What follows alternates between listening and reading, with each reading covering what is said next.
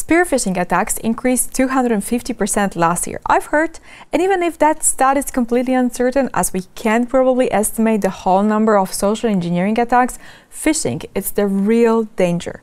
The motivations behind attacks are straightforward: deploy malware or defraud the target of money or credentials. The tactics, however, vary greatly and are becoming increasingly more difficult to spot. According to other stats, nearly 97% of the users are unable to recognize a sophisticated phishing email, and 30% of phishing emails are opened by users. To make matters worse, 12% of those targeted users click on the malicious link or attachment. And that is easier to believe. I'm Paula from CQURE Academy, cybersecurity company which deals with social engineering and phishing attacks every single day. Now I'm going to take a closer look at email impersonation. Check out with me if you're going to be caught by a fish. Let's have a look at this phishing email. And you might be wondering, is this really a phishing email? Because this is actually an email that has a context. And this is also one of my favorite stories. So the story is that I've been to Huntsville in Alabama for one of the projects. And I've rented a car from Avis. And what was interesting is that when I dropped it at the airport, I received just immediately after that this email. So something is wrong about this email. So I thought, okay, maybe this is not really something that I would like to open. And I'm gonna take this email for the analysis later. And the question to you guys is, what do you think is eventually wrong about this email?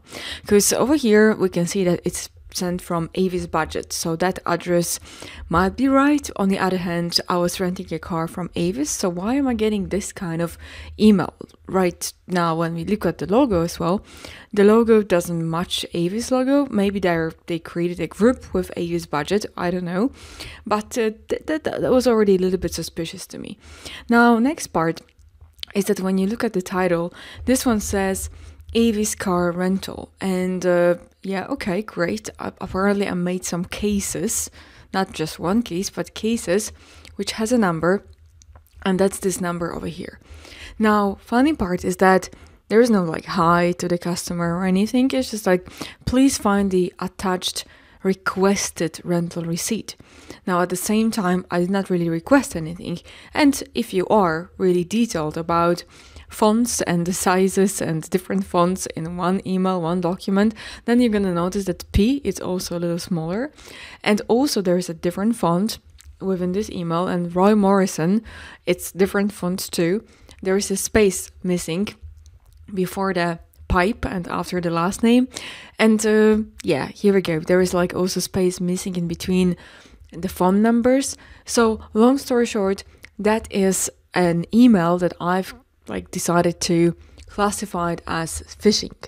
And later on, when I was back home, I took the PDF and I analyzed it with the Didier Stevens tools, so that I learned that that was actually a vulnerability that was out there in Adobe. And if I would open this particular PDF in Adobe, what would happen, it will actually, by just clicking anywhere in the PDF, it would just establish a connection to the listening hacker on the other side. And when you analyze this particular PDF, you could see lots of JavaScript inside that was coming out. So what is important for us to learn is that every kind of an email like this, even though it goes through the anti-phishing filter, if it sounds suspicious, it probably is. And security is a 0-1 situation where we need to evaluate and use our skills in order to decide whether this is a good email or whether this is actually a phishing email.